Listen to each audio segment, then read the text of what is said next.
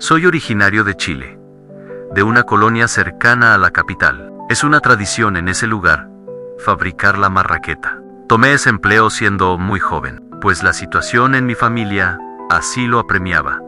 Somos de clase baja. Mi padre abandonó a mi mamá cuando mis hermanos y yo éramos muy pequeños. Los dueños de la panadería eran vecinos nuestros, siempre buenas personas. Aun cuando yo no laboraba con ellos, solían regalarle pan a mi mamá. También, algunas veces nos apoyaban con algo de azúcar o sal, en fin. En cuanto yo tuve edad, comencé a ayudarles en lo que se pudiera. Duré mucho tiempo trabajando con ellos. Tiempo en el que jamás presencié nada paranormal. Hasta el día que una hermana del dueño, quien era mi patrón, se fue a vivir a un departamento que se encontraba justo arriba del negocio. A partir de ese día, todas las cosas cambiaron. Es curioso, yo jamás conocí ese departamento por dentro. Por respeto, no me gusta andar husmeando en casas ajenas. Para mi mala suerte, al final me tocaría conocer ese lugar. Todo empezó con cositas raras. Cuando nos tocaba trabajar en la madrugada, escuchábamos voces extrañas que provenían de la campana de extracción del horno. Al principio solo las escuché yo. Después, comenzó a escucharlas mi patrón, quien resolvió cubrir el ruido con música. Así que subía el volumen de la radio. Pasaron unas cuantas semanas, hasta que volvimos a presenciar algo extraño. Ocurrió lo mismo.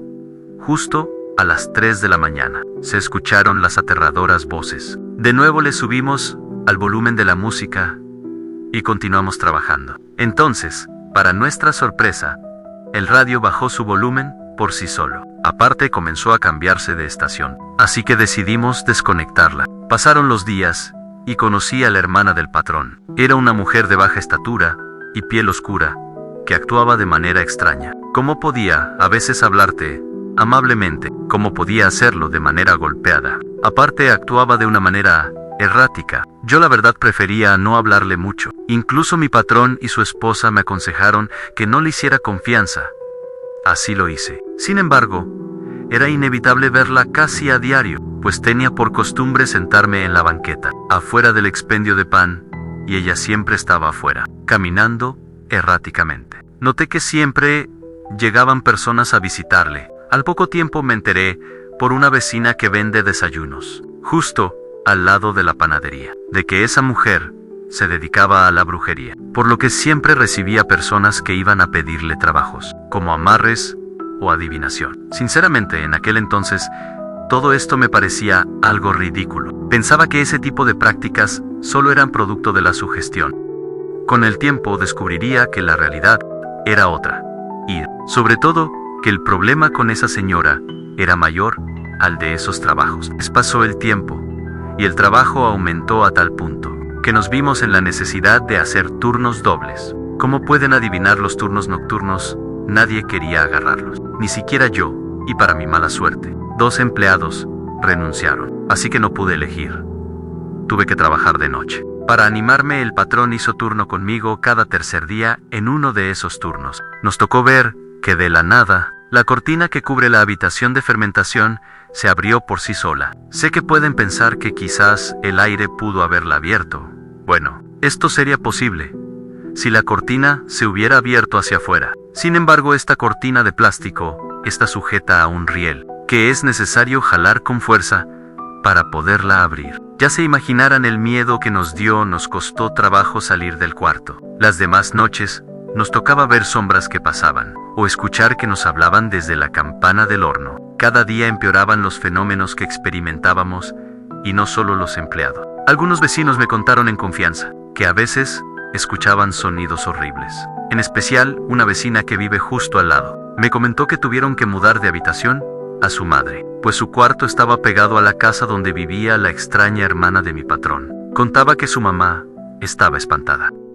Escuchaba cómo esa mujer pronunciaba una especie de invocación que era contestada con una voz tenebrosa y aguda. Al principio, nadie le creía a la señora, por lo que le pidió a uno de sus nietos que pasara una noche con ella. El nieto de la señora también escuchó ese espantoso espectáculo. Por cierto que el muchacho resultó más miedoso que la abuela, pues salió corriendo. Apenas escuchó unos minutos de ese infernal diálogo. La vecina terminó su relato sugiriéndome que hablara con el patrón, pues consideraba que este tipo de cosas solo acarrean desgracias. Yo le dije que intentaría contarle al patrón. No encontraba cómo contarle a mi jefe todo lo que la vecina me platicó. Por suerte, no hubo necesidad de que yo le contara, pues un día, durante el trabajo, él me contó la misma historia con ciertos detalles que no escuché de la boca de la vecina. Según él, me dijo que otra persona le platicó que escuchó como su hermana invocaba a un tal Mefistófeles, seguido de una lista de personas a las que maldecía y deseaba la muerte. Lo que más le aterró a la vecina fue que de entre la lista de nombres, identificó el nombre de su propio hijo. Una vez que terminó el patrón de contar los hechos que le dijo la vecina, yo le platiqué lo que a mí me contó la vecina. Él me escuchó sin interrumpirme. Al final me dijo que necesitaba afrontar a su hermana. Pasarían alrededor de 15 días. Cuando una serie de desgracias ocurrieron, entré la familia de mi patrón. Uno de sus hermanos tuvo un accidente en motocicleta. A él le robaron un auto. Lo mismo a uno de sus sobrinos que también trabajaba con nosotros. Y el peor de todos fue el hijo de la vecina, que tuvo un accidente grave en auto. Tan mal estaba el joven que se encontraba en terapia intensiva. El estrés que provocó esa serie de acontecimientos en el patrón fue tal que terminó por orillarlo a la bebida. En cierta ocasión, bebió de más, y en un arrebato de ira, subió las escaleras hasta la casa de su hermana. Llamó con furia a la puerta, y comenzaron a intercambiar palabras. El patrón le acusaba de ocasionar la desgracia en su familia. Al final el jefe se fue muy enojado a su casa, lo mismo que hicimos todos. Ese día, después de la confrontación de mi jefe con su hermana, me fui temprano a mi casa a dormir. No habré durado durmiendo ni media hora cuando recibí una llamada de uno de los sobrinos del patrón. No le entendía muy bien lo que me decía. Se escuchaba asustado. Solo le entendí que la panadería se quemaba. La adrenalina se disparó en mi sangre, por lo que me levanté de golpe y salí corriendo hasta la panadería. Apenas di la vuelta en la esquina, vi el humo. Yo esperaba ver la construcción cayéndose a pedazos, pero no. De hecho, solo se incendiaba el departamento de la hermana. Apenas llegué, tomé uno de los 3 extintores del negocio. Subí corriendo las escaleras. Arriba, ya casi terminaban de sofocar el fuego el muchacho que me llamó y la esposa del jefe. La hermana del patrón estaba en un estado frenético. Gritaba muy fuerte.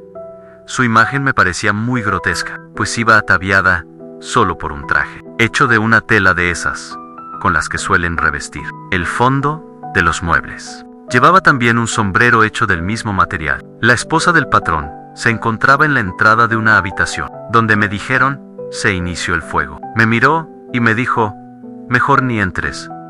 No hubo manera en que no lo hiciera, pues para ese momento ya estaban llegando los bomberos, quienes de inmediato investigaron el origen del fuego, a lo que la hermana del jefe juraba que la causa fue un cortocircuito, cosa que apenas entraron a la habitación donde inició el fuego, se dieron cuenta que no fue así. El cuarto estaba hecho un asco, todo chamuscado y lleno de basura, velas de todos colores, con incrustaciones de piedras, formando símbolos extraños. Y coronando el oscuro escenario, se encontraba un altar, y sobre él una estatua con la forma del demonio. Los bomberos llenaron sus formas de papel, nos tomaron declaración, y nos dijeron que probablemente el incendio fue ocasionado por una de esas velas, que al caer al suelo, prendieron toda la basura. Una vez que se fueron, nos tocó a nosotros limpiar. Sacamos un montón de fotografías que no se alcanzaron a quemar. Cada una llevaba una petición.